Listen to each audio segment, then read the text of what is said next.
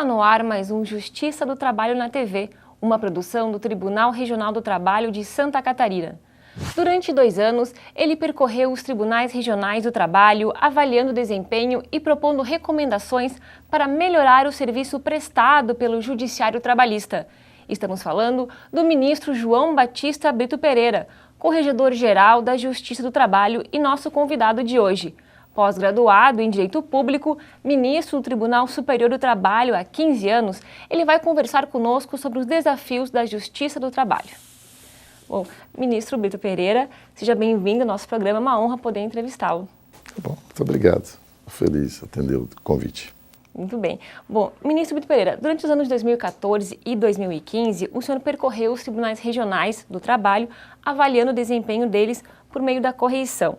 Diante disso, eu gostaria que o senhor falasse um pouquinho dos pontos fortes e fracos da Justiça do Trabalho. Eu sempre, a cada correição, eu percebo que tem muito mais pontos fortes do que fracos. Pontos fortes quando se pensa no contingente da Justiça do Trabalho, eu falo de pessoal, falo de magistrados e servidores. E de todos quantos fazem esse trabalho. Esse é o ponto, para mim, o ponto mais forte, porque são todos muito envolvidos, os juízes são muito dedicados, os servidores bem qualificados, esse é um aspecto extraordinariamente importante. A Justiça do Trabalho tem se preocupado com a qualificação dos seus servidores, e isso é, para mim, também um ponto muito forte, muito positivo. É também uma constatação que tenho percebido, que tenho sentido, é a capacidade que a Justiça do Trabalho tem desse emaranhado todo de pedidos e de normas e de ações, um grande número, de estar prestando esse serviço público no tempo médio muito razoável.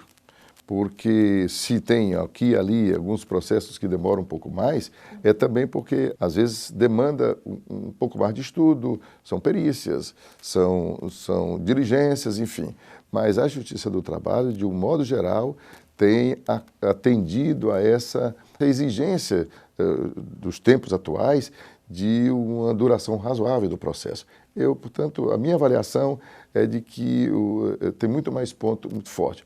O ponto fraco, que ainda é uma dificuldade para a Justiça do Trabalho, é o número. Está nos números dos nossos servidores e dos nossos juízes, né? Falta-nos ainda um grande número de varas do trabalho. Para se ter uma ideia, os tribunais regionais do trabalho estão usando muito a atividade itinerante, com resultados extraordinários, e os postos avançados, que eu digo que são salas da vara do trabalho remotas. Então, é o município um pouco mais distante da vara e que daquela jurisdição, e que se monta um posto ali para receber as reclamações, o juiz visita para fazer as conciliações, as instruções, mas é uma espécie de apêndice da vara do trabalho. Isso mostra o quanto ainda nós precisamos de vara do trabalho e de servidores, porque, embora o processo esteja praticamente todo informatizado, mas também demanda mão de obra. Nós estamos precisando de muitos profissionais da tecnologia da informação, enfim, nós ainda precisamos disso. E mesmo assim, estamos bem na frente. Uhum. Bom, muito bem. Uma das grandes dificuldades do judiciário como um todo, não só da Justiça do Trabalho, é o volume crescente de processos em tramitação. Nesse cenário, o judiciário tem apostado na gestão estratégica como forma para ajudar a combater esse problema. No seu entendimento, os tribunais regionais do trabalho melhoraram a sua gestão?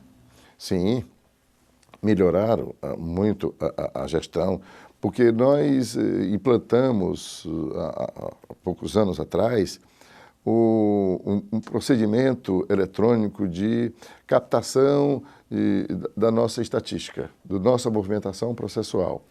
Então, já se desenvolveu bem. Nesses últimos 2 anos, nós temos concentrado muitos esforços no desenvolvimento dessa ferramenta, que é o e-Gestão. Nós temos o Comitê Nacional do e-Gestão, que é administrado pelo Corregedor-Geral, e cada Tribunal Regional do Trabalho tem o seu comitê regional, que cuida na região, seja no primeiro, seja no segundo grau, acudindo essas demandas, essas dificuldades, e o Comitê Nacional tem visitado os tribunais regionais basicamente para dois aspectos: para instalar e mostrar, apresentar essas ferramentas de captação dessa estatística relativamente à nossa produção, à nossa produtividade, à nossa movimentação processual diária e qualificação dos servidores. Nós temos tido cuidado de sempre oferecer cursos e seminários, treinamentos para os servidores das varas do trabalho, os servidores dos gabinetes, dos desembargadores e das secretarias, e sempre oferecendo também um horário específico para os magistrados. E eles têm nos prestigiado, indo lá para discutir, mostrar dificuldades, os servidores também estão muito envolvidos, e todo esse crescente no desenvolvimento dessas ferramentas, nós já estamos vendo que a gestão processual melhorou enormemente. Hoje o desembargador pode chegar no seu gabinete e saber quantos processos estão à sua disposição, seja para voto, seja para proferir um despacho, quantos estão em diligência. Isso tem sido muito positivo, se consegue administrar bem o acervo. Até mesmo definir estratégias em cada unidade. As varas do trabalho definem também as suas estratégias com base dessa movimentação. Os corregedores regionais estão usando em larga escala essas ferramentas para visualizarem a nossa movimentação nas varas do trabalho. E o Corregedor-Geral faz o mesmo com o Tribunal Regional. Quando eu vim para cá, para a 12ª Região, nós já fizemos um apanhado dos dados, tanto dos dados que eles nos encaminharam, aqui a administração, com os seus assessores, as secretarias, já nos mandaram dados e nós captamos nessa ferramenta de captação eletrônica dos dados e já trouxemos algum trabalho realizado para aqui se conversar com os diretores, até com o presidente do tribunal, com os desembargadores que desejarem contribuir, e isso não nos tem faltado. Eu estou muito entusiasmado com a gestão processual, isso vai nos facilitar enormemente. Ministro, o senhor destacou em uma entrevista recente sobre a importância da estatística nessa nova fase da Justiça do Trabalho. Então eu pergunto, já é possível examinar a produtividade na primeira instância e concluir o que fazer para melhorar a performance dos magistrados? Sim, talvez seja essa a principal ação dessa estatística sistematizada, informatizada, porque os números andam em muita velocidade, porque o número de processos é muito grande, as estruturas precisaram ser melhoradas para dar vazão, né? As nossas pautas estão longas, os pedidos estão cada dia mais volumosos. Uma reclamação trabalhista normalmente tem acima de cinco títulos, e uma reclamação trabalhista hoje com 5 pedidos diferentes é uma reclamação trabalhista simples. Estão avolumando mesmo o número de pedidos em cada reclamação trabalhista. E o juiz, para instruir uma reclamação trabalhista com 6, 8, 10 títulos, demanda realmente muito tempo, e as nossas pautas estão cada dia mais cheias. A estatística é quem revela esse tempo médio da duração do processo, desde a entrada até a sentença. Nós podemos identificar os gargalos, onde uma vara está mais atrasada e às vezes a capacidade de trabalho não mudou, não caiu e às vezes até aumentou, mas tem episódios. São às vezes grandes obras que se esgotam e ficam aqueles trabalhadores desempregados, porque a empresa muda de lugar e eles vão à Justiça do Trabalho. Então criam bolhas. Tem grandes exemplos assim, às vezes, um movimento maior, os sindicatos estão muito politizados, os sindicatos estão muito criativos e eles estão acompanhando muito de perto o movimento dos seus filiados nas empresas, né, nos campos, e isso tem aumentado o número de reclamações trabalhistas. E as administrações dos tribunais estão olhando essas estatísticas, estão monitorando, os corregedores estão monitorando para, de vez em quando, ter que movimentar um servidor a mais ou levar um juiz a mais para socorrer num determinado período. Isso tem sido muito bom. Uhum.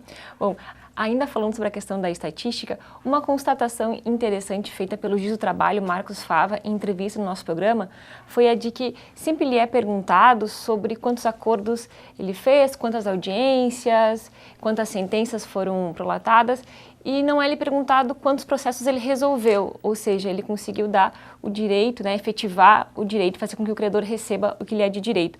Então eu pergunto, essa cobrança, de repente, para que a sentença seja mais rápida, ela não acaba fazendo com que os juízes acabem deixando um pouco de lado a execução? Não.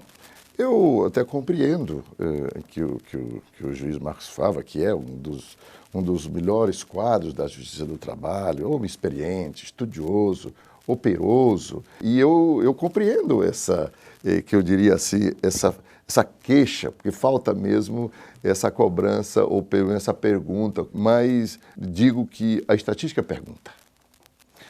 O jornalista pode não perguntar, mas a estatística pergunta e tem uma resposta sempre assim. O que está em desenvolvimento e está muito atual é a questão da conciliação. A conciliação é um dos pilares da Justiça do Trabalho e, felizmente, o CNJ assimilou a importância da conciliação e vem estimulando com instruções, com planejamentos de semanas de conciliação. Eu, como corregedor-geral, tenho estimulado também, tenho cobrado também a realização de acordos. Os tribunais têm respondido mesmo a esse reclamo, porque dependendo do número de ações, às vezes são empresas que são muito demandadas e às vezes são 2 ou 3 temas comuns. Uma vez julgado 10, 15, 20 processos naquele tema, no seio daquela vara, é razoável que se faça um esforço para mostrar que a solução naquele caso provavelmente seja igual às soluções anteriores. E nisso pode ter um estímulo à negociação, à conciliação. Mas o nosso interesse mesmo são nos processos finos, seja por conciliação, seja por execução forçada. E esse aí realmente é o grande gargalo onde residem os processos. As nossas execuções são muito demoradas, porque é um processo, verdadeiramente processo. Mas eu creio que com a inteligência das pessoas, dos gestores, dos planejamentos, das estratégias que são traçadas, um dia nós vamos encontrar um lugar melhor para debelar esse congestionamento que tem na execução. Bom, como o senhor falou, então não é nenhuma novidade que a execução é um dos principais gargalos e principais desafios da Justiça do Trabalho. Sim. Durante as suas inspeções, o senhor viu algum projeto de destaque que seria interessante replicar nos outros regionais, voltados para essa fase de execução? A fase de execução é também a minha preocupação e eu vejo que nós temos um congestionamento grande lá e, para se ter uma ideia, porque o congestionamento não depende do juiz, não depende do servidor, não depende do número de varas, depende apenas do devedor. E na Justiça do Trabalho, a fase de execução é um verdadeiro processo, como disse, porque o juiz intima o devedor para pagar em 48 horas sob pena de penhora de bens. Ele às vezes tem dinheiro, não paga, e tem bens e não oferece a penhora, e esse problema é do juiz. Então o juiz é quem tem que pesquisar, procurar bens desse devedor para levar à praça e, afinal, pagar o credor. Esse é um grande problema, porque E, de fato, nós estamos tratando com um credor que não tem como avançar. Mas nós avançamos muito já no sistema de busca do patrimônio do devedor. Tem o Bocenjude, que é uma penhora eletrônica na conta do devedor, e temos pesquisas patrimoniais que os juízes estão realizando muito, mas mesmo assim eu tenho visto, além dessas ferramentas boas que nós estamos rodando, eu tenho visto experiências formidáveis. Por exemplo, uma central de mandados, eu vi num tribunal regional, achei muito interessante, na 5ª região. Uma central de mandados em que é administrada por uma desembargadora. Ela é a coordenadora e tem juiz do primeiro grau também auxiliando. Muito bem, nessa central de mandados, só para dar um exemplo simples, se o juiz expede um mandado de busca e apreensão do veículo da empresa devedora, o único bem que ele encontrou foi aquele. O oficial de justiça chega lá, não encontra mais esse veículo. De modo comum, o que se faz? O oficial de justiça devolve o mandado para a vara até ser expedido outro, para depois que procura, que encontra outro bem, ele pode, às vezes até indica, diz, olha, eu não encontrei esse automóvel, mas tem outro automóvel cuja placa é essa. E passam 3, 4, 5 dias, uma semana para voltar com o mandado. Nessa central de mandados, na 5ª região, o oficial de justiça liga para a desembargadora que coordena essa central ou para um dos juízes auxiliares e anuncia, diz, olha, eu não encontrei esse, mas está na garagem dele um outro carro e eu já apurei que é dele, do proprietário. Esse não está indicado no mandado. Ao telefone, o juiz autoriza o oficial de justiça a remover aquele automóvel. Ganha-se um mês nessa história e na hora que remove o carro da garagem, ele vai lá e paga. Então, isso, para mim, tem sido muito, muito positivo mesmo. E tem as pesquisas diárias, às vezes, de dinheiro na conta dos proprietários. Uma ação que nós fazemos muito também, e todos os juízes fazem, é procurar bens, quando esgota da empresa, por exemplo, procura bens dos sócios.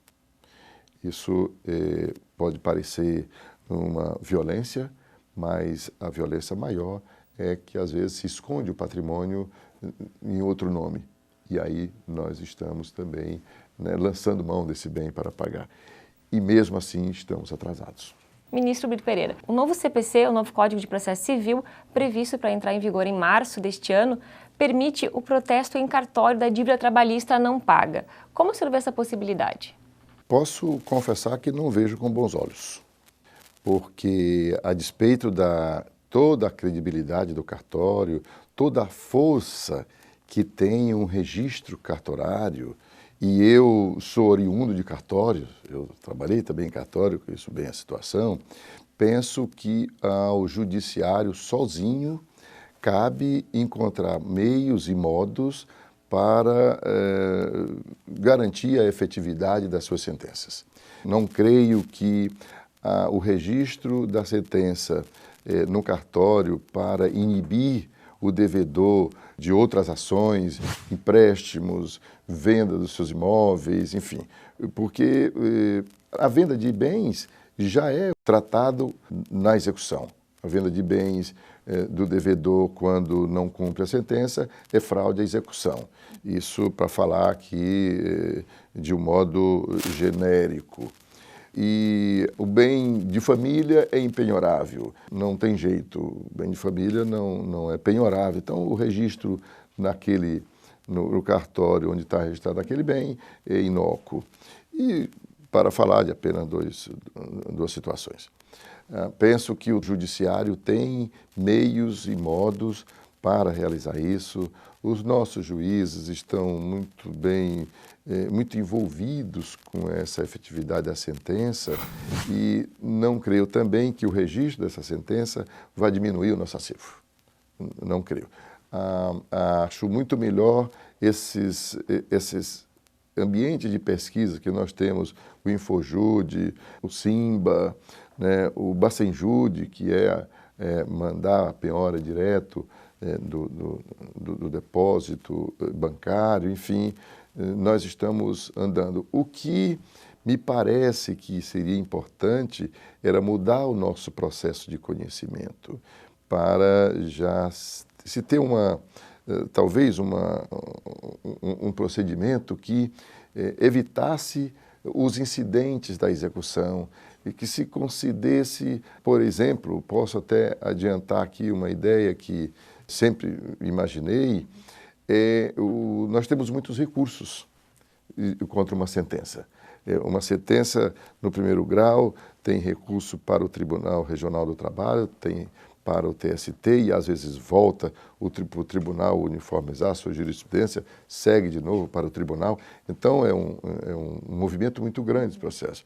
Penso que como na Justiça do Trabalho nós temos um grande número de pedidos, que são, se fosse assim, ações, muitas ações numa só, então, se a parte que pede uma sentença, que é condenado em 2 títulos e vai recorrer de apenas um, ele precisaria pagar fazer um depósito judicial sobre aquele contra o qual ele não recorre, porque já ficaria o dinheiro ali. Nós temos o depósito recursal que às vezes não atende, então já fica fácil recorrer apenas fazendo um depósito de parte da provável condenação. Então, para concluir, eu espero que essa ideia não frutifique, a de registrar a sentença em cartório. Uhum. Bom, muito bem. À frente da Corregedoria Geral da Justiça do Trabalho, o senhor pôde acompanhar a evolução e a expansão do processo judicial eletrônico, o PJE. Já é possível perceber algum reflexo na celeridade processual? Ah, sim. O processo judicial eletrônico ainda é um projeto em evolução. De 2 em 2 anos, às vezes, surge, ou às vezes de um ano para outro, surge uma versão nova para corrigir defeitos, falhas, e para trazer inovações, facilitações, enfim, para facilitar o curso do processo. Nós já temos alguns dados em que mostram que o processo judicial eletrônico tem um prazo de duração reduzido. Nós temos, em alguns tribunais, alguns regionais, com 60 dias nós temos uma sentença. É bem verdade que aqueles processos que demandam uma perícia, demandam a solução de um incidente processual qualquer, ele vai durar 6 meses, mas nós temos, às vezes, que o recurso ordinário, em 6 meses esse processo já está julgado, do dia que ele ingressa com a reclamação trabalhista até o julgamento no Tribunal Regional. E isso é fruto dessa facilidade com que o processo anda. Eu já recebi queixas de advogados que ingressa com uma petição, um recurso, por exemplo, numa tarde, quando é à noite, ele acessa esse processo e já está com a resposta da outra parte. E às vezes até uma queixa, diz, olha, ele não me dá folga. O ex adverso não me dá folga. É uma queixa até bem-humorada, mas é real. Então, os processos estão andando na frente. Uhum. Bom, ministro, para finalizar, eu gostaria que o senhor falasse, então, deixasse aí, a partir da sua experiência à frente da Corregedoria Geral, que experiências o senhor indicaria para serem replicadas aí nos outros regionais? Que boas práticas poderiam ser replicadas nos outros regionais do trabalho? Para ser breve, eu ficaria com aquela central de mandados que funciona muito bem, muito rápida, monitorando o cumprimento do mandado e em linha direta com o oficial de justiça, porque tem facilitado enormemente a penhora de bens. Mas eu também tenho uma boa prática que gostaria de divulgar aqui, que é da 14ª Região.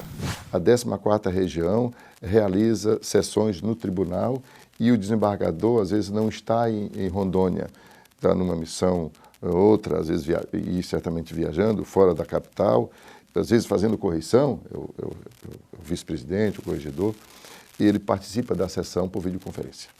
Outra prática interessante é que um tribunal regional tem uma vara no interior, por exemplo, que tem muitas... Tem uma bolha, aquela que falei no início, um volume muito grande, 3 funcionários de licença médica, um outro de férias, enfim, e está abarrotada. Eles conseguem no processo virtual, designar um servidor de uma outra vara, de um outro município e às vezes da capital, para prestar socorro àquela vara. Se junta aos servidores daquela vara pelo processo eletrônico, sem sair do seu terminal. Essa é uma prática muito boa e que certamente os tribunais regionais hão de observar e agregar. Bom, ministro, infelizmente nosso tempo chegou ao fim. Agradeço a participação em nosso programa. Muito obrigado. Hoje conversamos com o ministro Brito Pereira, corregedor-geral da Justiça do Trabalho, que durante 2 anos percorreu os tribunais regionais do trabalho, propondo recomendações para melhorar o serviço prestado pelo Judiciário Trabalhista. Nos vemos no próximo programa. Até lá!